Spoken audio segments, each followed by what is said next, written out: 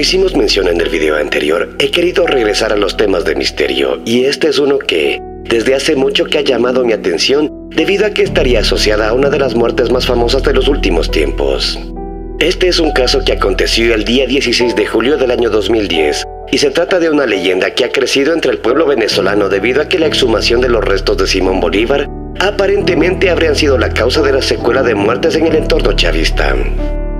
Parece sacado de ciencia ficción debido a que tras la exhumación de estos restos se llevó tras de sí casi tantos hombres como los que osaron interrumpir su descanso, y, al parecer, es completamente real y ha llamado mucho la atención entre los que nos dedicamos a investigar estos temas de misterio. Prepárate muy bien, apaga las luces porque en esta ocasión te presento la maldición de Bolívar. Bienvenidos. En Santa Marta, diciembre de 1830, en la quinta de San Pedro Alejandrino, Simón Bolívar vivía sus últimos tiempos, olvidado y enfermo. Allá en Santa Marta, Colombia, Bolívar apenas tenía fuerza para alegar sus últimas voluntades. En sus últimas horas hay quienes cuentan que el patriota americano llegó a decir: a quien se atreva a profanar mi tumba o tomarse mi nombre le caerá una gran maldición. Bolívar fue al sepulcro no sin antes haber proclamado: he arado en el mar y cosechado en el viento. Hasta el año de 1842 sus restos permanecieron en el altar de la Catedral de Santa Marta, tras lo cual fueron llevados a Caracas, primero a la Iglesia Mayor de la capital venezolana y luego al Panteón Nacional. El ataúd nunca se abrió, solamente se cambió el sarcófago para colocar una bandera venezolana allá por el año de 1947.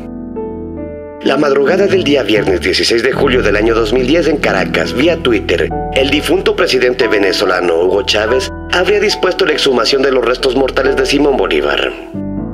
A partir de esta misma madrugada estaremos informando detalles del procedimiento científico que se vino siguiendo con los restos heroicos de Bolívar, escribió. Luego de casi 200 años después de su fallecimiento, este procedimiento tenía un claro objetivo, según Chávez. Era que su idolatrado Bolívar no habría fallecido de tuberculosis en diciembre de 1830, de acuerdo con la versión oficial, sino que habría sido envenenado con arsénico o anhídrido arsenioso, como quiera llamársele. Un polvo cristalino de color blanco con un sabor ligeramente ácido y poco soluble en agua, utilizado ya en la antigua Grecia por Hipócrates de Cos con fines medicinales.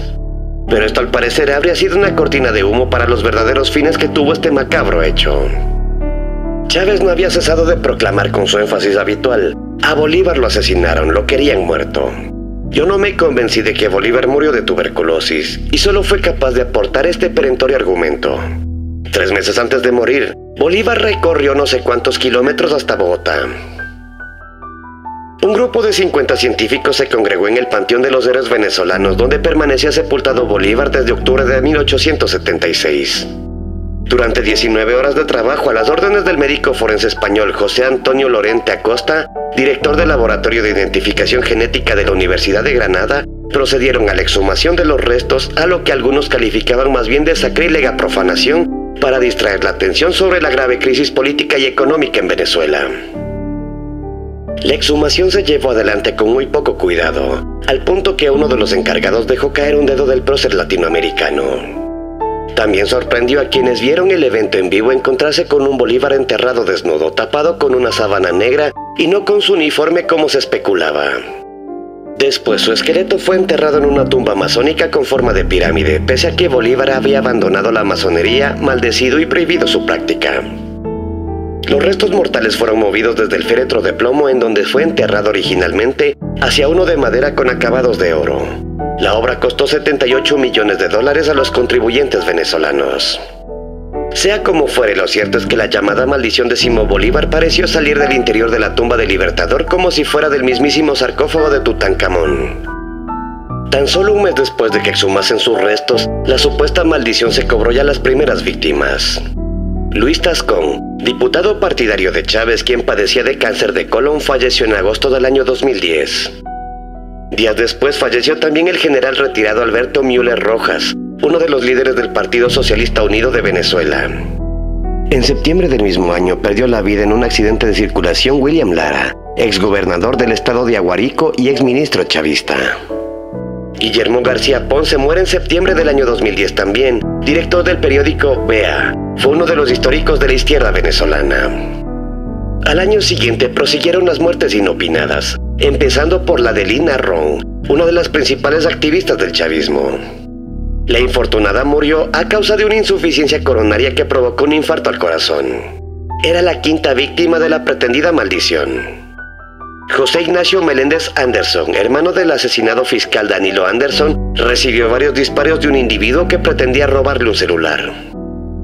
La séptima fue Claude Osvaldo Rusián, presente también en el Panteón de los Héroes Venezolanos. Rusián expiró en la unidad de cuidados intensivos del Hospital de La Habana tras 2 meses de tratamiento por un infarto cerebral.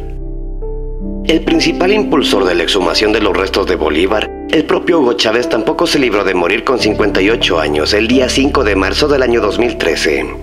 2 días después, en un comunicado de prensa oficial, el jefe de la Guardia Presidencial, el general José Ornella, afirmó que la muerte de Chávez fue consecuencia de un infarto fulminante tras una ardua batalla de casi 2 años contra el cáncer. El nuevo presidente de Venezuela, Nicolás Maduro, afirmó a la agencia EFE que el gobierno tenía pruebas de que el cáncer detectado a Chávez en junio del año 2011, un año después de la exhumación de los restos de Bolívar, no había sido natural sino inoculado por los enemigos históricos de la víctima. La última víctima conocida de la maldición de Bolívar ocurrió el día 17 de julio del año 2015. El historiador Jorge Mier Hoffman, responsable de que el Estado venezolano iniciase la investigación sobre la muerte de Bolívar y defensor entusiasta de la tesis del envenenamiento, fue asesinado en Margarita, en el estado de Nueva Esparta. Unos atracadores le dispararon a las 15:30, cuando salía de un centro comercial llamado Costa Azul a bordo de su automóvil en compañía de su esposa y de su nieta. Fue trasladado con urgencia a la clínica La Fe. Falleció poco después a raíz de los impactos de bala. Hoffman era el creador de la primera imagen holográfica de Simón Bolívar que tanto hizo llorar de emoción a Hugo Chávez. El proceso de exhumación de los restos de Simón Bolívar se llevó a cabo en presencia del ministro del Interior y Justicia venezolano, Tarek El Aizami, y de la fiscal general Luisa Ortega Díaz, presentes junto a los expertos en el Panteón de Héroes. Hugo Chávez se mostró eufórico a través de su cuenta de Twitter. Hola mis amigos, qué momentos tan impresionantes hemos vivido esta noche. Hemos visto los restos del gran Bolívar. Tiene que ser Bolívar ese esqueleto glorioso, pues puede sentirse su llamarada. Cuando escribí eso, Chávez no podía sospechar ni tan siquiera que justo un año después iba a ser diagnosticado de cáncer, ni mucho menos que la exhumación de los restos mortales del Libertador pudiesen costarle la vida. Chávez no creía en las maldiciones sino en la maldad de sus enemigos políticos, alrededor de los cuales tejió siempre una teoría conspiratoria, al igual que su sucesor Nicolás Maduro. Según el libro Los Brujos de Chávez, en una carta escrita por el propio Chávez y que envió a la vidente Cristina Marxman, supondría una importante prueba documental de lo que hasta ahora era un secreto a voces. Chávez utilizó la brujería para controlar Venezuela y manipular al pueblo, hasta tal punto que la santería importada desde Cuba transformó la manera de hacer política. El autor del libro, el periodista venezolano David Placer, explica que las prácticas santeras surgen con el chavismo gracias a la influencia de Fidel Castro, que se aprovecha de la superstición de Chávez para inducir a los santeros, conocidos como babalaos, en el entorno de Chávez y en los organismos del Estado. El libro relata que los babalaos o santeros se introdujeron en organismos y empresas creando una red de espías que obtenían información gracias a su labor como guías espirituales. La santería es una práctica primitiva que tiene su origen en Nigeria y que llega a Cuba a través de los esclavos negros que llevaron los españoles. Los militares hacían los ritos de iniciación en La Habana y era frecuente ver altares en los lugares públicos. Esto llegó a transformar incluso el cuadro de mando del ejército, ya que un padrino de santero no podía estar por debajo del escalafón, dice el periodista. En el Palacio Presidencial de Miraflores se realizaban rituales de espiritismo a los que acudían los jerarcas del chavismo y todavía hoy lo siguen haciendo. Existen fotografías del salón en el que tenían lugar estas sesiones. En una de ellas se puede ver una cabeza de caimán utilizada para este tipo de ceremonias, así como los velones y ofrendas. La relación con los muertos fue una constante a lo largo de la vida de Chávez. Tenía un largo círculo de contactos con el más allá que abarca amuletos, la ouija, las charlas con el espíritu del libertador Simón Bolívar, la masonería, intentó ingresar en una logia, las visiones de las ánimas de la sabana y la santería cubana. Varios testigos aseguran que dejaba una silla vacía en las reuniones con sus asesores para Simón Bolívar, con quien incluso mantenía charlas a altas horas de la madrugada. Cuando almorzaba a solas pedía una ración para el libertador. Otras veces durante las sesiones de espiritismo en la cárcel, era poseído por el alma de su bisabuelo Maizanta, un general que luchó contra la dictadura de Juan Vicente Gómez, que hablaba a través de él, casi siempre para designarle como el candidato elegido por los dioses. En ocasiones aseguraba haber visto a la Llorona, una conocida ánima oscura que según la tradición recorre la región de los llanos. En el año 2010, The New York Times aseguró que el tráfico de osamentas producto del robo de huesos en los cementerios se incrementó con la llegada a Venezuela de los cooperantes cubanos que practicaban la santería. Es así que se tiene la hipótesis de que Chávez habría ordenado abrir el sarcófago de Bolívar con un pretexto para reforzar su popularidad, debido a que estaba perdiendo puntos desde el referéndum del año 2008. Todo apunta a que Chávez hizo rituales paleros en los que se usaban huesos de muertos. En el Cementerio General del Sur se profanaban hasta 8 tumbas al día, asegura. El antropólogo venezolano Fernando Coronil señaló que los santeros creen que los huesos contienen energía espiritual del muerto y cuanto más poderoso sea este, más fuerza es la energía de los huesos. Como dato interesante, la apertura de la urna que fue decretada por Chávez habría sido con el propósito de hacer estudios tomográficos del cráneo y otros huesos para ver de qué había muerto. Sin embargo, retiraron además 4 piezas dentales, muestras de costillas y de otros huesos del Libertador para estudios. Cristina Marxman, la médium de cabecera del líder bolivariano, habría predicho su muerte. Antes de los 60 años te vas a enfermar gravemente y te vas a morir. También profetizó su ascenso a lo más alto. Tú vas a ser presidente de Venezuela, pero vas a estar preso primero. La señal la cargas encima. El chavismo se entregó a la magia y a la santería en una carrera sin freno que tuvo como punto álgido la exhumación del cadáver de Simón Bolívar. Chávez, supersticioso como un buen llanero, acudía a consultarse a las cartas cada vez que tenía que hacer un viaje o sitio importante.